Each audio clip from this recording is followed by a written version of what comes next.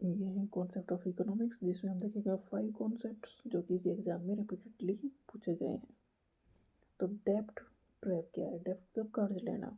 अब कर्ज के जाल में फंसना क्या हो सकता है? A country is said to be in a डेब्ट ट्रैप।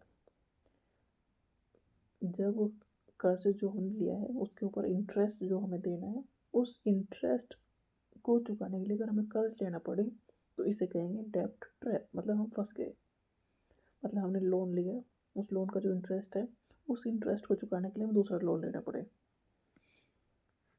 तो डेब्ट ट्रैप क्या है? A country is said to be in a डेब्ट trap if it has to borrow money to make interest payment. Interest देने के लिए उसे बोरो करना पड़े मनी ऑन आउटस्टैंडिंग लोन, जो पहले से उसने लोन ले रखा है उसका इंटरेस्ट पेमेंट करने के लिए फिर से लोन लेना पड़े, तो इसे कहेंगे डेब्ट ट्रैप। मतलब आप इससे बाहर कैसे निकलोगे? Next, cross subsidy. Cross subsidy क्या है? It is the process of giving subsidy to one sub area. एक एरिया में सब्सिडी देनी है, ठीक है। सब्सिडी मतलब जैसे कि अगर कोई चीज़ 1000 की है तो गवर्नमेंट वो चीज़ हमें 600 की देते हैं और 400 रुपये गवर्नमेंट खुद ऐड करें, तो ये सब्सिडी है। तो क्रॉस सब्सिडी क्या है? एक जगह सब्सिडी देती है, दूसरी जगह प्रॉफिट से उसे पूरा कर दिया। Gross subsidy, it is the process of giving subsidy to one sub area and fulfilling it through the profit from other sub area। मतलब एक जगह सब्सिडी दे रहे हैं, दूसरी जगह प्रॉफिट से उसे कवर कर रहे हैं, तो इसे कहेंगे क्रॉस सब्सिडी।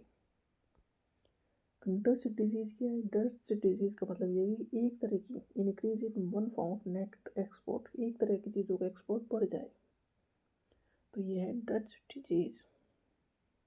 ऑकुन्सला क्या रिप्रेजेंट करता है? ये रिप्रेजेंट करता है relationship between unemployment and growth rate in an economy.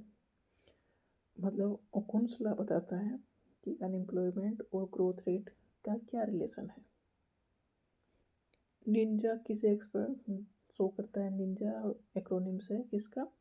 No income, no jobs और एसेट्स।